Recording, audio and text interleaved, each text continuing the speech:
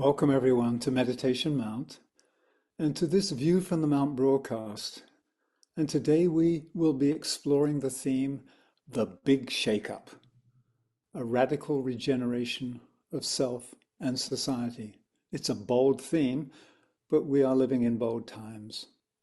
So let us begin as we normally do by gathering our forces because we are in different parts of the world and we are going to be creating a receptive group field of impression into which wisdom and hopefully new insight may pour today. So let us enter into a brief alignment. First of all, making sure that our physical body is relaxed as we breathe gently and let go of any tension.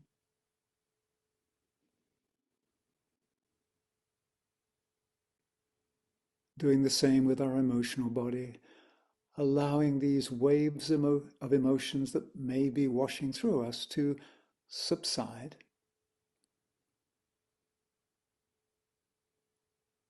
So that our emotional body becomes a clear, calm, still body of water that reflects the sky without distortion. And then allow our mind to let go of any extraneous thoughts. Imagine this wind moving through our mind and blowing these thoughts like clouds from the sky so that our mind is clear and receptive. And then we enter into that silent space of the heart. And there we sense the beating of our heart. And each of our heartbeat is part of a greater heartbeat of the planet.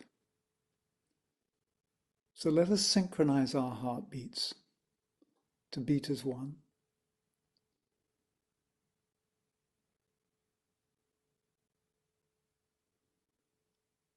And let us visualize lines of lighted love radiating out from the center of our heart where there is a flame of love that burns, the eternal flame of being. And these lines of lighted love touch the hearts of every other person on this broadcast. And we see these lines connecting, interweaving to create this chalice, this field of receptivity.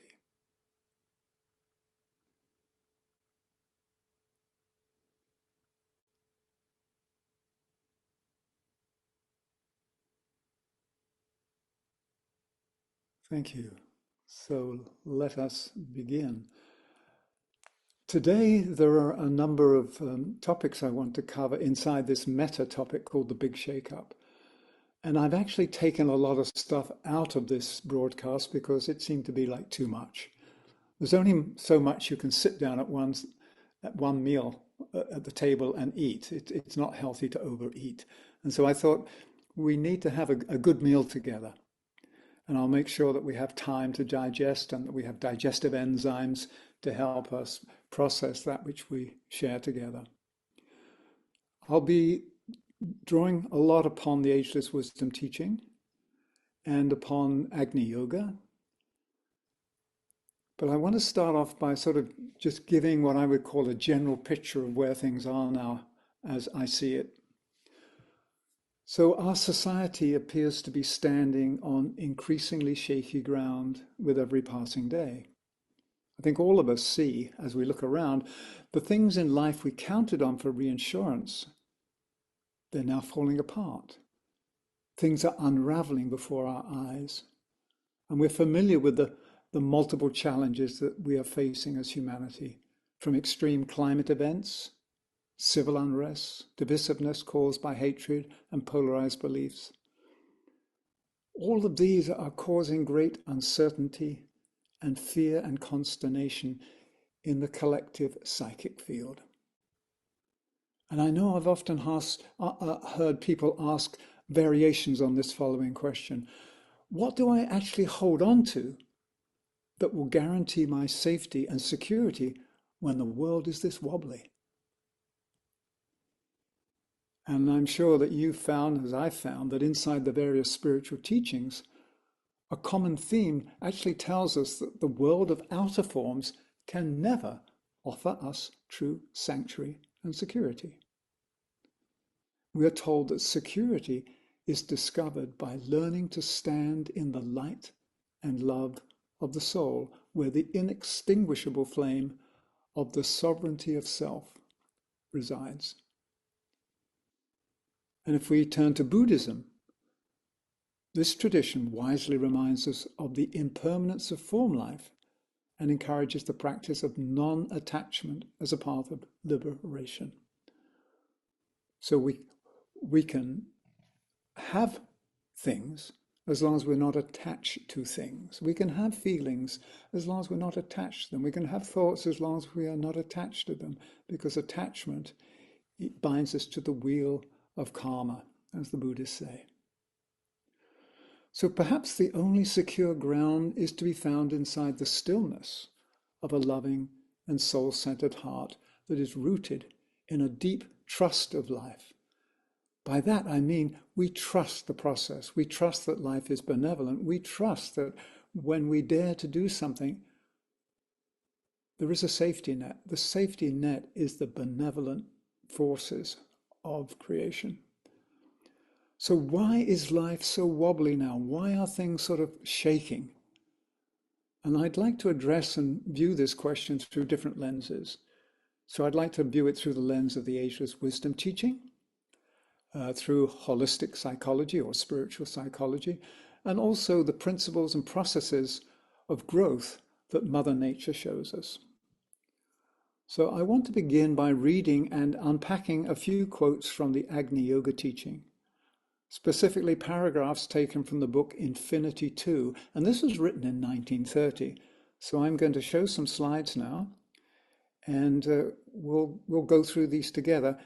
Those of you who are familiar with the Agni Yoga texts, I know when I first met them, I read them and said, well, what's all this about? What does it mean? I couldn't understand it in the normal way I would study something. When I study the Alice Bailey books written by the Tibetan, the blue books as we call them, I'm inspired. I have some ahas. But what I found with the Agni Yoga teachings, it's like a transmission, a fiery transmission that comes in, and I have to develop a way of, or a field to register the way it's being transmitted.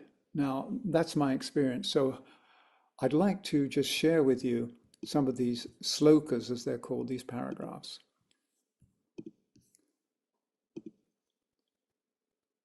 So let me read this for you.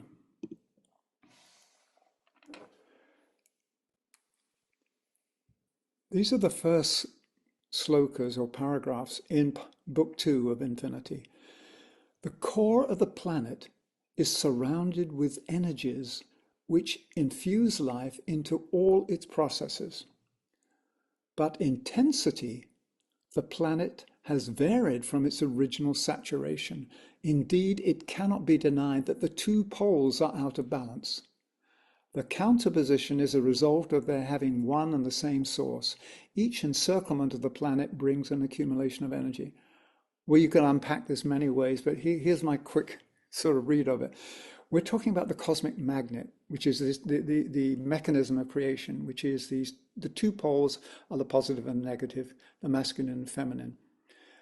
And they are part of a single source, the one life and the dual origin. And that is replicated at every level, inside of us, inside the planet, inside the solar system. It's the cosmic magnet in scalar versions. So whenever the two poles are out of balance, you do not have a correlation between the earth, the individual, and the cosmos, and things get out of alignment. And so what it's saying here is that we're out of balance because we as humanity have not consciously engaged in the act of creation as part of this cosmic outworking. A lot of the way that we use the energy of thought is to create things for ourselves. There's nothing wrong with that, but after a while, selfishness starts to turn inwards on itself. So that's what it's saying, is that each encirclement of the planet brings an accumulation of energy, like a dynamo. So every time we're not in alignment, the more we're not in alignment, the stronger the pull gets. So sloka number 2. The currents are transforming the earth and generating a new step. The manifestation of a date evokes all alternate currents. All dormant energies are aroused, all subject to destruction is strained. Shall the heart not quiver when the flame of the conflagration engulfs all spheres? All the departing and all self-asserting energies are determining their tension. The east awakens and opposes the west. The north opposes the south. And shall the heart not quiver? Ominous are the currents, and the spirit assimilates all courses. The cosmic verdict is austere, but full of limitless beauty. So it goes back to that we have the fate of our own lives and the fate of humanity in our own hands. If we choose to line up to a greater purpose and utilize our creative energies to support the common good, then it's affirmed that whatever we do will have the support of the greater life. And I think it's what's being gently pointed out here, is that we as humanity primarily are not saying, let's support the common good. It's still the parts looking to how they can survive or even be better than other parts. And in a natural ecosystem, in the end, that breaks down. So this, I'd like to show the next 2 slokas. The aura of man, affirmed for cosmic transmissions, depends upon various conditions, just as does a conductor of electricity. When the human spheres require certain shocks, the cosmic transmissions flow accordingly. So when we're out of alignment, life is self-regulating. If there's a build-up and the tension needs to be broken, it will break. There will be a shock. And that's really what we're going to be exploring today, the big shake-up. So this is just describing the mechanics of how things work.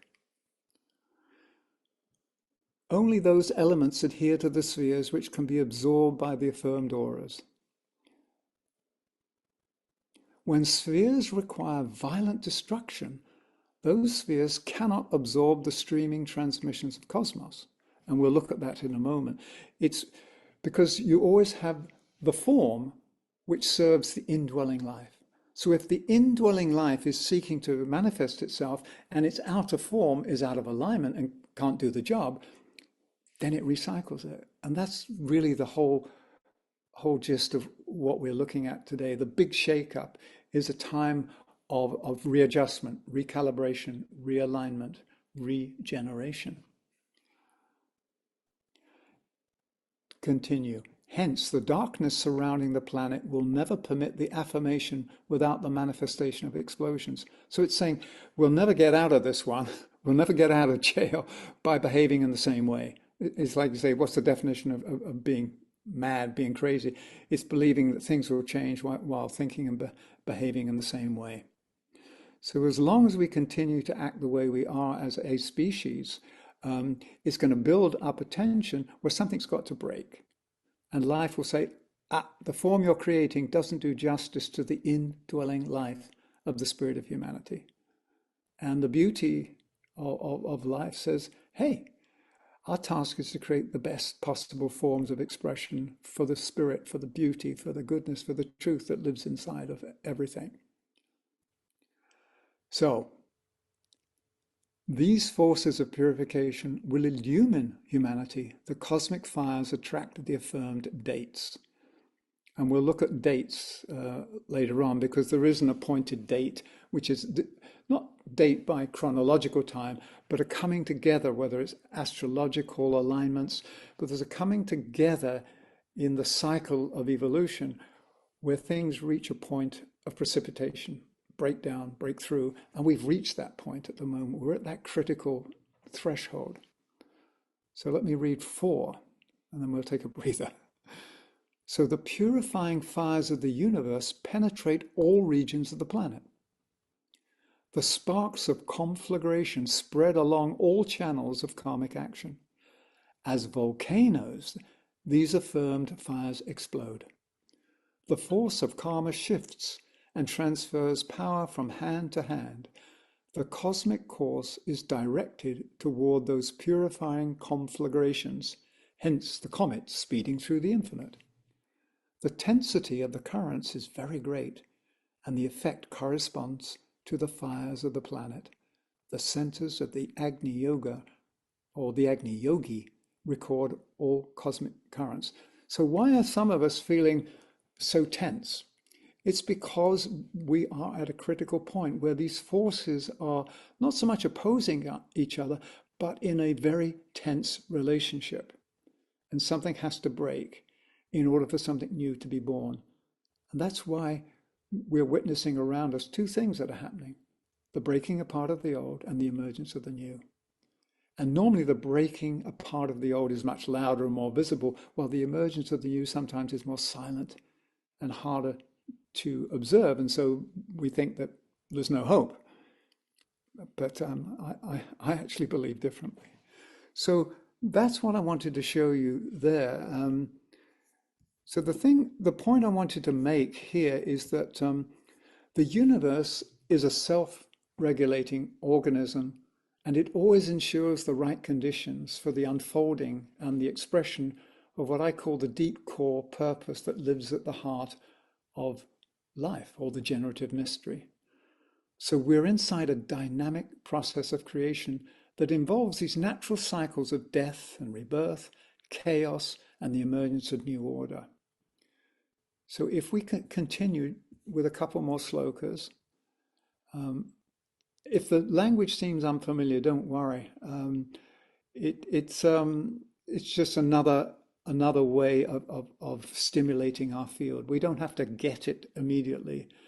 It took me a long time to get into this language until I could read it like shorthand, or it touched me in a different way than my normal studies.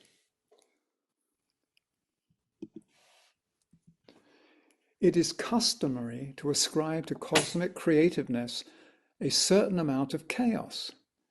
Humanity formulates its concepts without taking into consideration the quality of cosmic action. When each form demands such tension of creation, why not entertain the thought of an extracting of all the best cosmic impulses by the magnet? Indeed, cosmos is constructed from the fiery, subtlest of energies. Equal vigilance is applied by us, brothers of humanity, in the laying of better foundations. And here they will ask, how then do you permit the presence of dark forces in a site destined for purification? And we will say, cosmos does not punish. Cosmos does not eject, but in conformance to the law, these engenderments do away with themselves. So basically he's saying that darkness is an unenlightened state of being. And when it starts to serve itself to the degree that it is selfish, it then, if you like, works against the call of life at the moment, which is evolutionary. When you work with the appropriation of matter to bolster up the part and to anchor yourself in matter, those are involutionary forces. It's like when spirit needed to enter matter to begin this whole experiment of the earth life, the forces of involution were necessary. Otherwise, the lightness of spirit couldn't enter into the gravity and the dense field of matter. So involution did its work of bringing us down. Now the work is lifting everything up. And so we're working with the forces of evolution, which is different. So I apologize if this seems too much like a lecture. I don't normally do that, but something prompted me to share these today. And so I'll do that. That's what I do. If I get a prompt, I do it. And then I find out afterwards how accurate it was. So continuation of Sloka 9. Thus, the portions of the planet which are predestined for regeneration outlive their progeny. So that those things that are going to continue to be regenerated and renewed, they'll outlive those things which are passing away that have served their time. The cosmic magnet permits each part to be saturated by the currents up to the point of explosion. There are no half measures in cosmos. Either you're with it and therefore you're moved forward, and if you're not able to respond to life, life then recycles the form that you have created. The indwelling life, the truth of who you are, is not removed, but the form that you've created and perhaps are over-identified with is removed because it's an impediment to your own growth and to the evolution of planetary life. So, hence, keen eyes can distinguish the departing and the nascent energies. So as you look around, you see things coming and going, old forms disappearing because they no longer have the integrity, and new forms emerging because they are corresponding to a new understanding of what it means to be in a world characterized by caring and sharing. A new form can be molded only in tension. So you need the tension of the creative tension between the two poles. The thing is, when the two poles are not, if you like, expressing the same source, when they're opposing each other from different centers. Hence, we will say to him who is perplexed, strive, sharpening your creative vision, and you will discern easily how the creative magnet constructs. And finally, sloka number 10, when a country is disintegrating, this manifestation may reveal itself in a last efflorescence, like the final hurrah. These engenderments will contribute to the speeding destruction. Thus acts the cosmic magnet, and the currents confirm the advancing affirmation. Our carriers of light sense this tension. So that was a lot to go through. And so let's take a breath. And if you don't remember anything, that's fine, because I'm sure it's landed somewhere and left some impression. The idea is not to have a mental understanding of what I just presented, but to somehow be stimulated to realize that these are incredibly important times. There's a shift taking place. We are asked to be part of this shift. And we have to realize that we're not holding on to that which is dissolving, but we are part of the creation of that which is seeking to emerge. For me, that's the important reason for having these particular times together. So many of us around the world, particularly here at Meditation Mountain in the Ojai Valley, we're in earthquake country. And we know from first-hand experience that at any moment, the ground can move and it can buckle beneath our feet, and it can cause enormous upheaval, not just in our buildings, but in our communities. And even with the most thorough earthquake preparedness planning, the actual seismic event is still a shock to the system, sometimes requiring periods of quiet healing and recovering. Although a lot of people here in Southern California, they're used to, it's like surfing. You ride the waves of an earthquake. I was in the San Francisco earthquake, actually in San Francisco, when the 7.2 happened in 1989. I've been in other earthquakes and I know what it's like. And it's very unsettling because, as we said before, where's your physical security? There isn't any.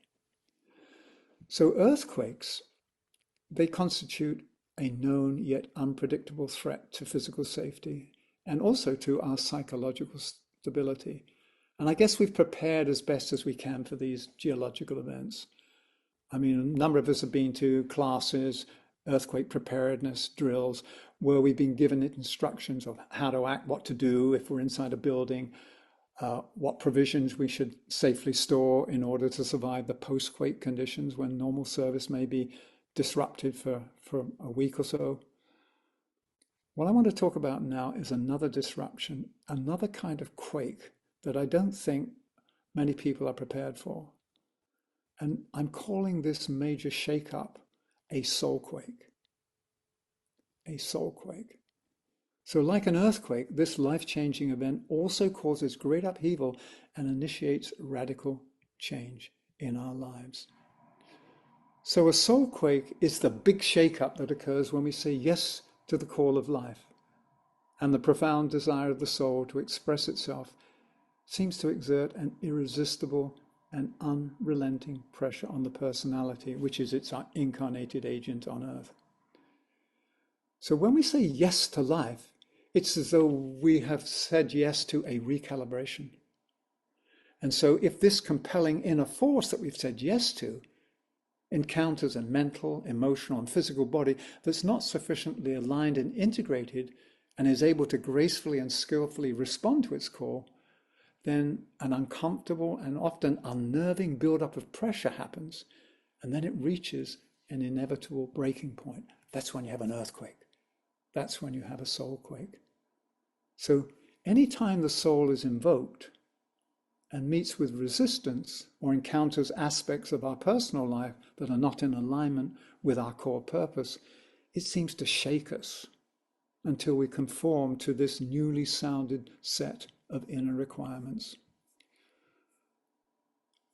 So I'd like to sort of double click on this one, go into this one, because in the wisdom teaching associated with our spiritual lineage at Meditation Mount, it explains that there are three possible effects on the life of the external form when the deep note of inner purpose, also known as the will of God or the intention of the soul, is sounded.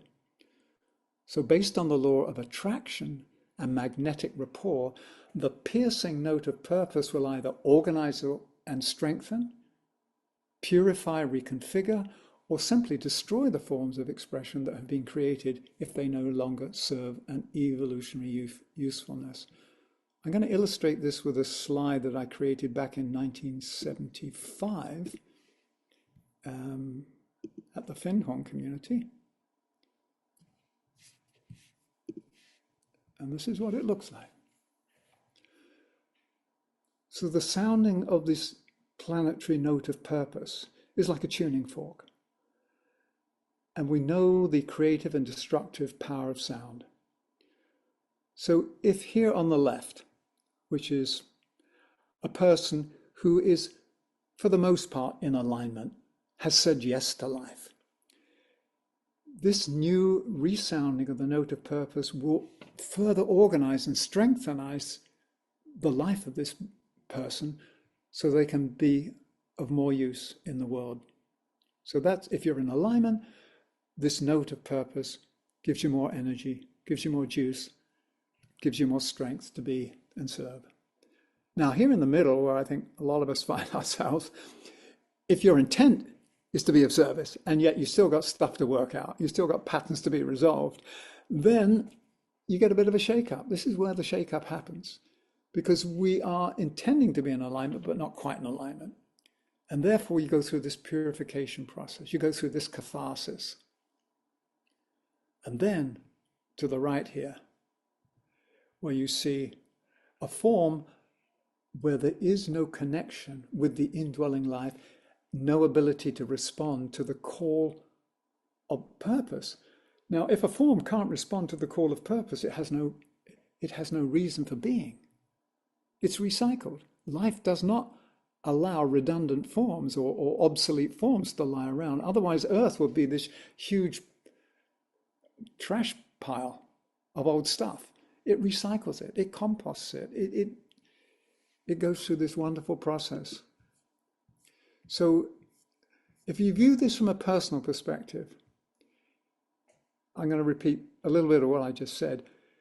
We can say that whenever our personality life is sufficiently integrated and aligned with the soul, then the note of purpose organizes and strengthens us so we may continue to be useful, incarnated agents. If our present stage of growth seeks to be in alignment with the soul, but there are still aspects not fully co-resonant with the inner core, then we are put through this necessary shake-up, this necessary cathartic process of purification that has the prime purpose of reconfiguring and reshaping our lives so that there is right relationship between the inner and the outer, right relationship between the indwelling life and its outer form.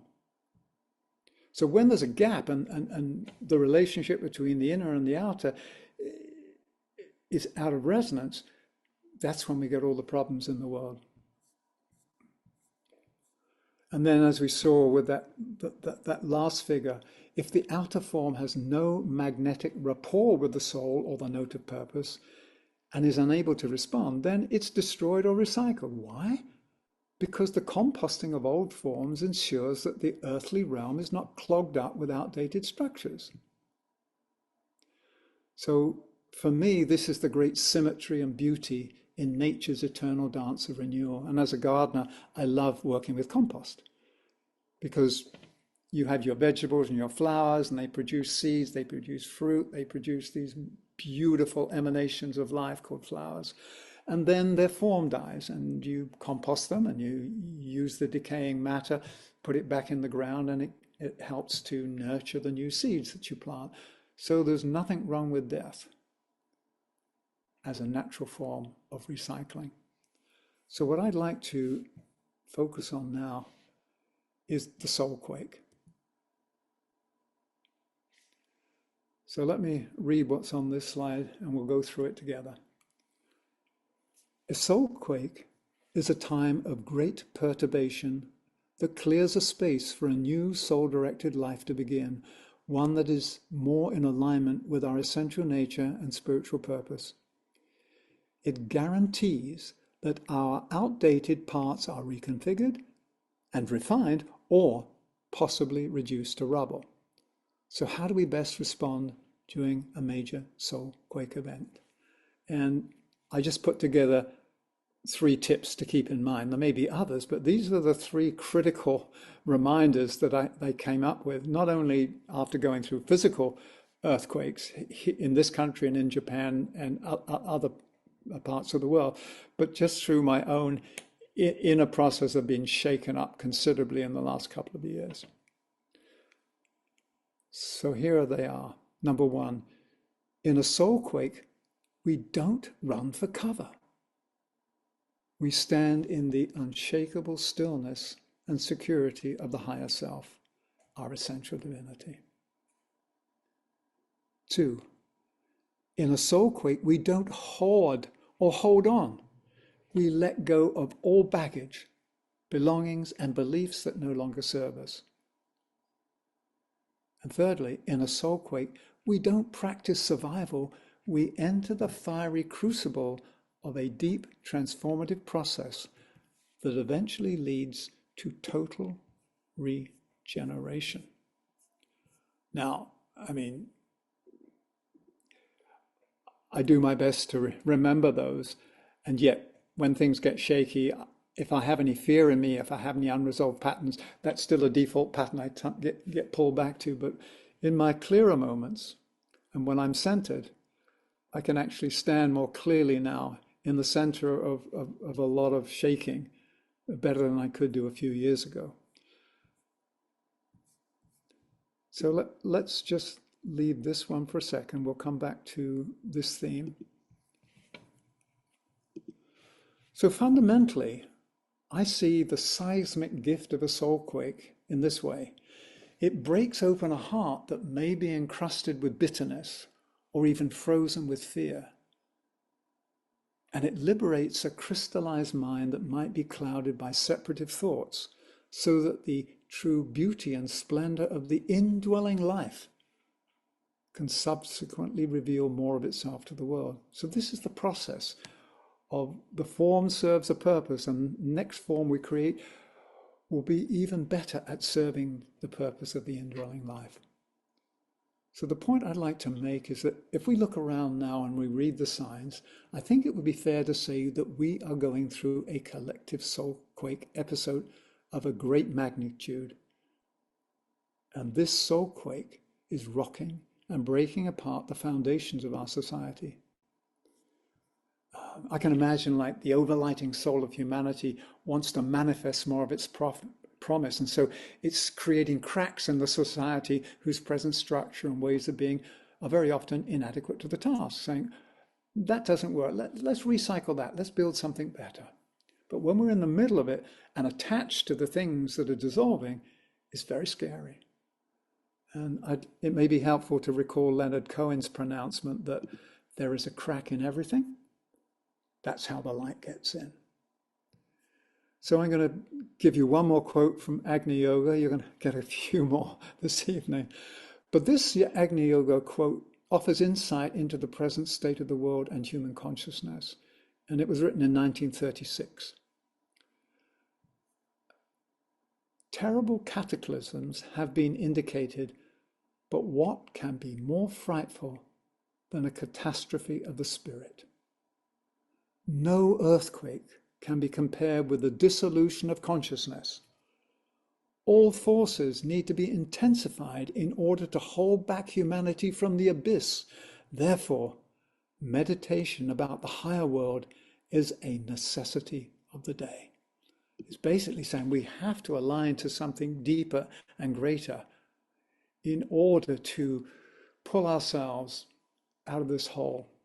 Stop digging. You want to get out of a hole, first thing you do is stop digging. And then you build a ladder to get out of it, the ladder of consciousness, Jacob's ladder.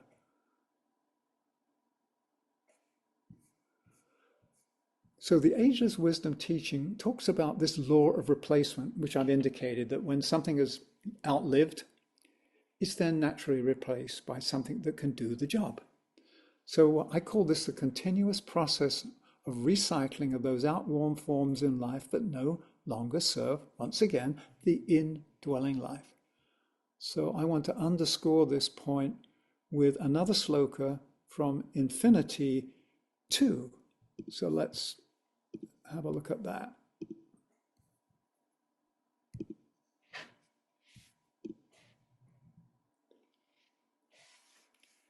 So here it says, all that is outworn is subject to the law of replacement. This is not punishment. This is not killing. It's the law of replacement. If something doesn't work, we'll find something better. And if you're attached to the form, then you're going to feel uncomfortable because it feels like you're being discarded. But it's the indwelling life that is our true identity. And the forms that the indwelling life needs to create to express itself need to be continually refined and regenerated. So all that is outworn is subject to the law of replacement. All that does not progress is subject to the law of replacement. Same thing. The cosmic creativeness so definitely foresees the utilization of the energies that it substitutes one for the other without delay. So it knows, this form no longer serves. Let's recycle it with love, with grace and gratitude. In each vital manifestation, one must observe the identical replacements. By identical replacements, it means a form that also is aligned to serving that indwelling life. When the spirit is not dominated by its accumulation, it creates under the strain of its karma and of the creative impulse. All accumulations which are not outlived will consign the spirit to the fire for a process of long duration.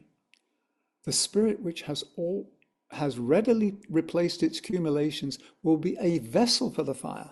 So this is what we're going to explore in a moment. If you're a holdout and you are not willing to let go and recycle, fire's going to come and do its number. If you're able to create a form which serves the indwelling life, then your life becomes a container and a vessel for the fire. Big difference. So the spirit will express the intensity of the striving. The refined assimilation of transmutation will accord the knowledge of replacement. So once again, this is just another way of saying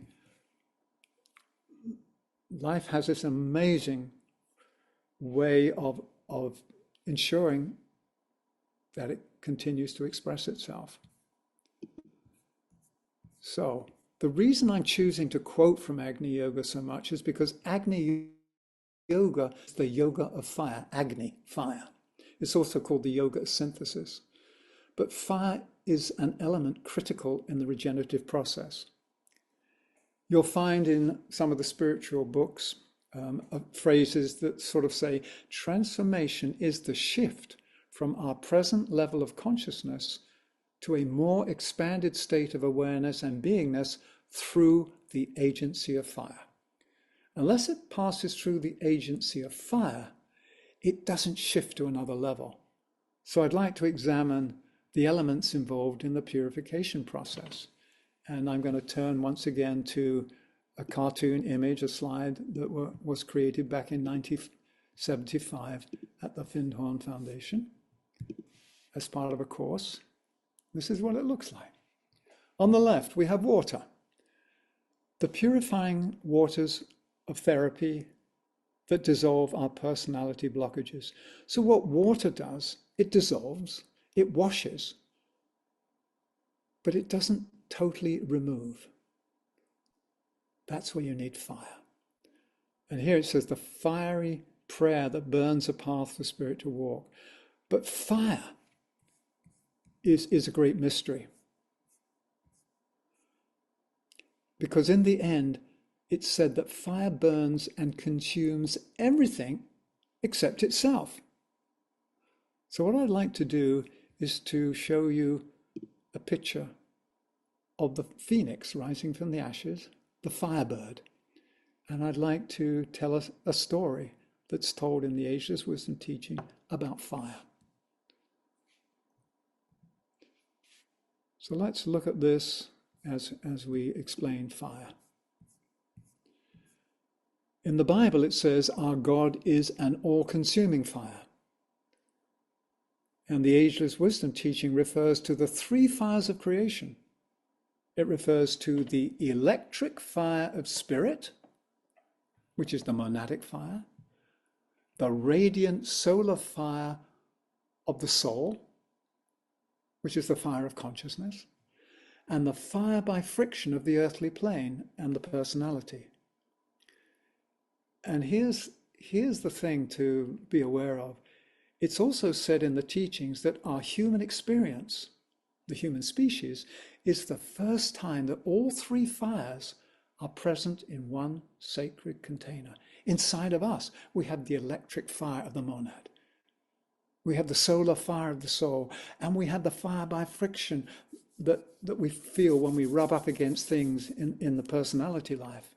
So all three fires of creation are present in us because, as it says in the Bible, we are made in the likeness and image of the Creator. Therefore, inside of us, we have the three fires. So in one respect, each day we are acting out the fiery story of creation because these three fires live inside of us. Not all of them are activated, but that is where we're heading to. Once the fire of the monad, the fire of the spirit is activated, and it interacts with the fire of the soul, that interacts with the fire of matter, then this amazing alchemical process takes place. So I just wanted to offer that as a way of looking at fire.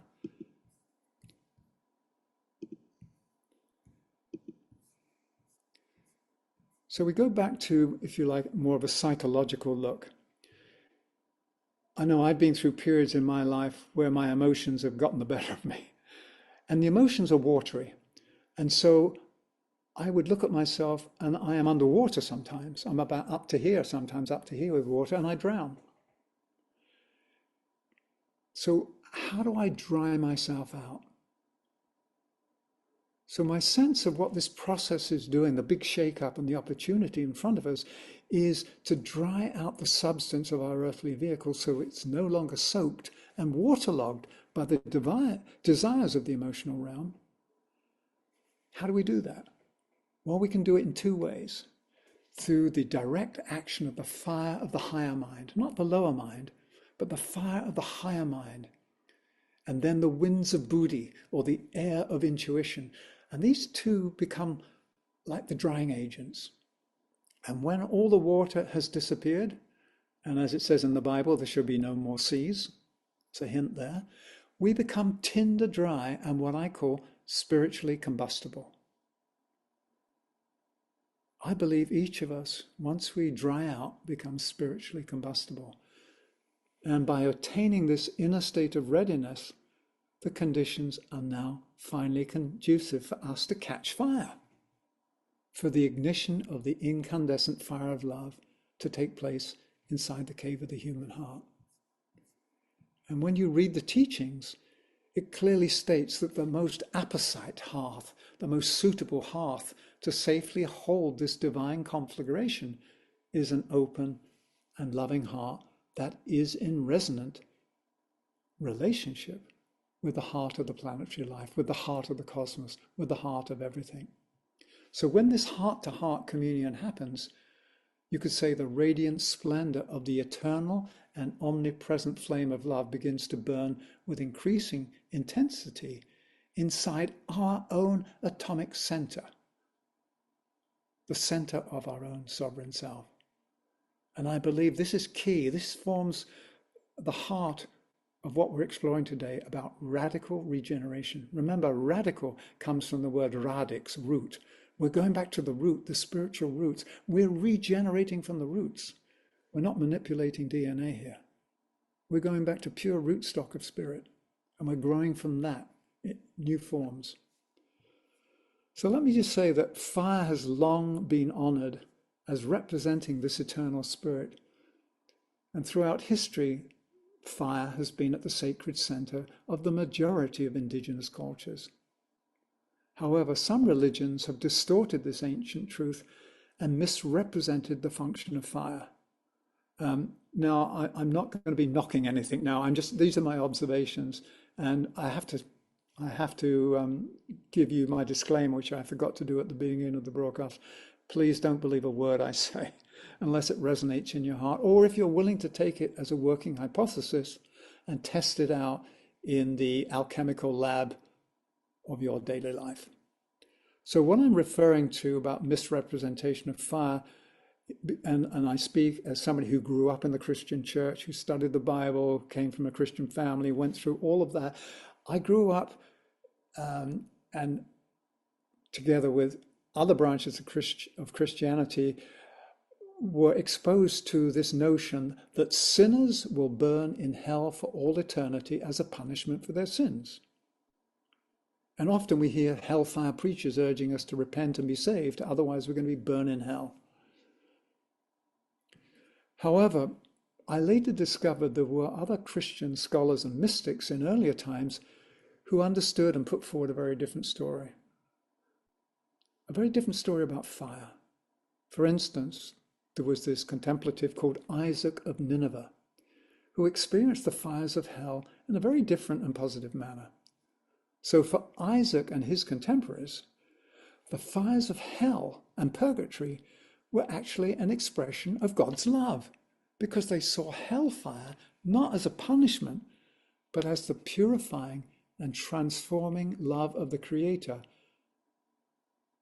And this gift of fiery love was given to ensure that we continue to grow and glow on the evolutionary path towards the revelation of what they would call the Christ within. So this transforming fire was held as a gift that provided a way for us to grow into a greater expression of the Creator, in whose image and likeness we are said to be created. So in their minds, in the minds of these Christian mystics, once the purifying fires of purgatory had performed their gracious act of healing and love and purification, they would stand in a new and more expanded state of being. So I just offer this as another way of seeing fire and hellfire. It's just the love of the Creator saying, look, I need to put you through the fires, not as punishment, but in order to temper you, in order to create a form that can do justice to the beauty that lives inside you. So I would like to read a few paragraphs from a wonderful poem by T.S. Eliot, The Four Quartets. This is from Little Gidding, and it's all about fire. And I'd love to share it with you because it's one of my absolute favorites.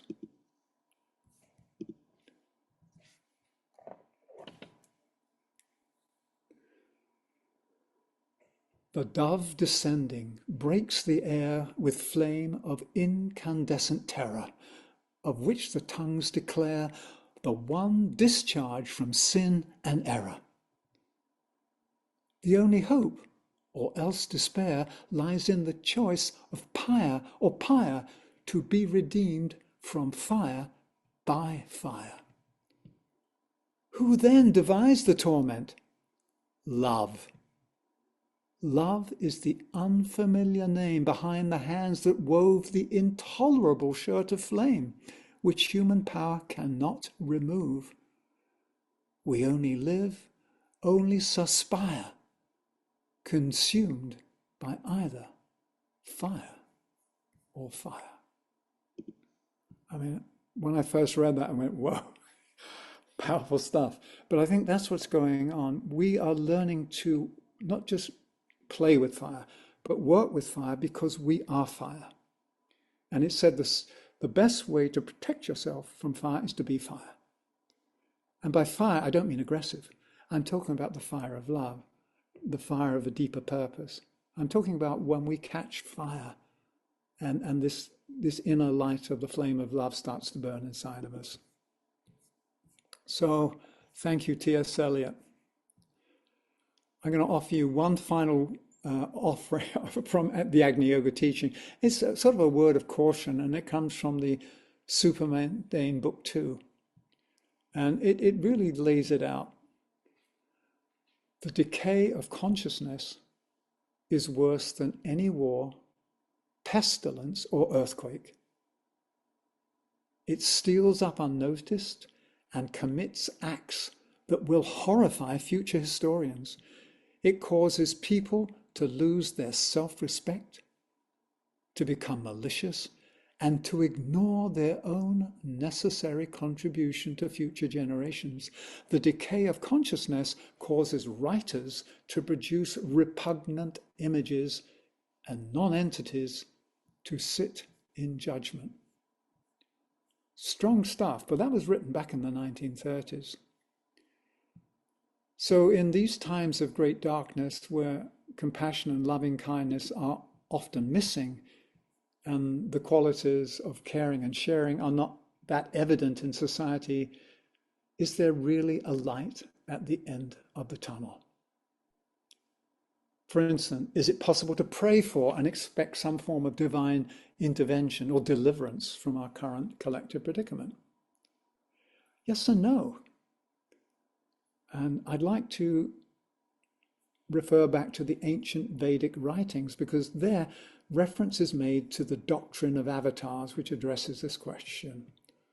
So in the Bhagavad Gita, Krishna, the soul or the eternal Christ presence within, declares, whenever there is a withering of the law and an uprising of lawlessness on all sides, then I manifest myself for the salvation of the righteousness and the destruction of such as do evil, for the firm establishing of the law, I come to birth, age after age.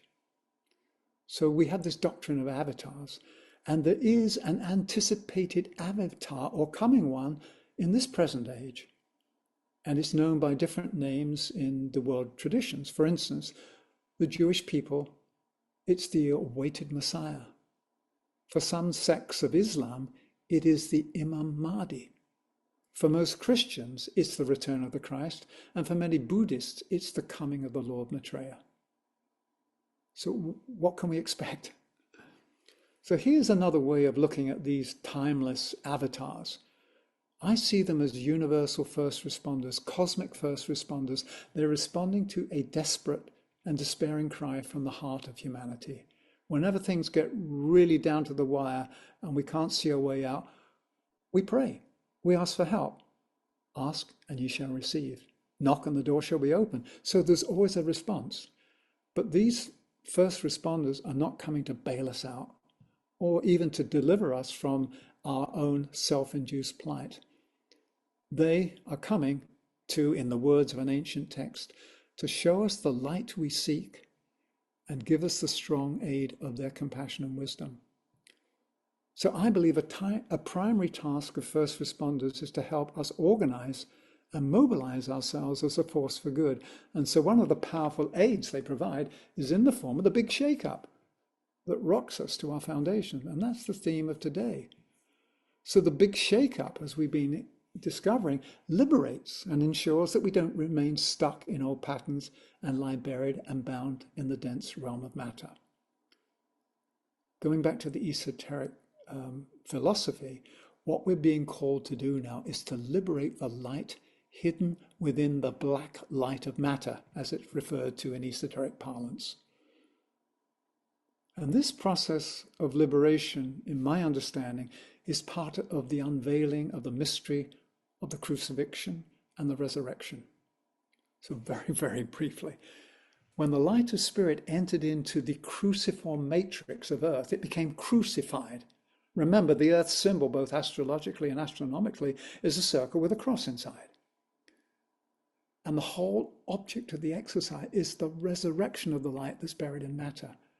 Resurrection is that sacred moment when the seed of light germinates and quickens at the center of the cross and emerges from out of the darkness to finally blossom and to reveal its inner glory. So instead of being a tomb that entombed us, matter now becomes a womb for the birth of the light within. And in the language of esoteric Christianity, this blossoming on the cross is the birth of the inner Christ consciousness, the hidden light of love that dwells expectantly in the heart of you and I and every human being. And this is what's affirmed in the Rosicrucian greeting, may the rose bloom on your cross. And remember, Rosicrucian society is also the order of the Rosy Cross. The reason I mention crucifixion and resurrection is not to bring it back to a religious context, but to say that's what we're doing here. We're liberating the light of matter. That's part of what we're doing. And the light that we liberate inside ourselves is the light of that consciousness, which is called Christ consciousness. And the word Christ predates Christianity. It's an old term that talks about the deep light that's born when spirit and matter give birth to something. So this is a deeply profound moment of revelation I think we're facing, towards which the whole of the evolutionary journey of our human kindness has been striving. And I'd venture to say that this big shake-up is intimately connected with the first labor pains of this collective birth. I think we're experiencing this. So I'm beginning to wrap up now. I realize we've gone longer than normal, and I'm not constrained by the time. I just want to put out what I feel needs to be put into the ethers now. And so let's slow down, take a breath. Because last month, I was reflecting on the nature of this inner birth of light. And I'd like to share some impressions that came to me to stimulate our group field. So this is sort of the summation of my contemplation. For me, the birth of the Christ, the lighted presence within, requires the electric fire of the Father to quicken and magnetize the cosmic seed. It requires the unconditional love and warm embrace of the Mother to nurture and hold the seed in the fecund field of her body so that our whole being becomes pregnant and expectant. And the Christ consciousness, the Christ presence, cannot be born until the divine masculine and divine feminine aspects of ourselves are in holy communion and sacred union with each other. So for me, this inner birth requires right resonant relationship between the two poles of the cosmic magnet present inside each one of us, inside each soul. And those two poles are the divine feminine and the divine masculine. So really the summation is the birth of the inner child of light, also known as Christ consciousness, is the radiant fruit resulting from the consummation of this divine marriage. And my understanding is that the revelation of Christ consciousness is taking place at all levels on the scalar continuum, from the atomic to the human to the cosmic. And in some mysterious and unfathomable way to our present level of awareness, it somehow constitutes a meta process for the self-realization of the one life. This is pure speculation on Michael's part at this time, but I want to put it out there because it sort of arrived as a possibility. Perhaps the revelation and realization of Christ consciousness at every turn of the cosmic spiral is ultimately how the one and its many externalized and manifold parts reunite so that life may finally and fully know itself, to be at one with itself through the marriage of the dual origins, of the dual nature of itself. The reason I want to share this is because viewed in this light, a soul quake is not a pending personal disaster to be feared and avoided, but is a spiritual necessity and a promise to be welcomed and embraced. It is definitely not a life-threatening emergency, but the emergence of the light of new life in the continuous process that we call the radical regeneration of self and society. As he said just a while back, I believe it's how the one life ensures its uninterrupted and rhythmic process upon the evolutionary spiral that leads from darkness into the light, from one level of consciousness into ever-expanding states of consciousness and self-realization. So once again, let me take a breath and pause, and I'm sure you would appreciate that as well. I'd like to begin to digest and begin to synthesize and bring to a close our exploration today. So one of the big takeaways for me from appreciating the beneficial dynamics of the soul quake is a visceral reminder to not build our house, either individually or collectively, on the shifting sands of materialism and fleeting phantasms of emotional desires, but on the solid bedrock of soul-inspired principles. So as you and I work on upgrading and bringing our lives into greater integrity, we transform our individual lives and our communities into lighted houses, like microclimates of heart-lighted caring and sharing.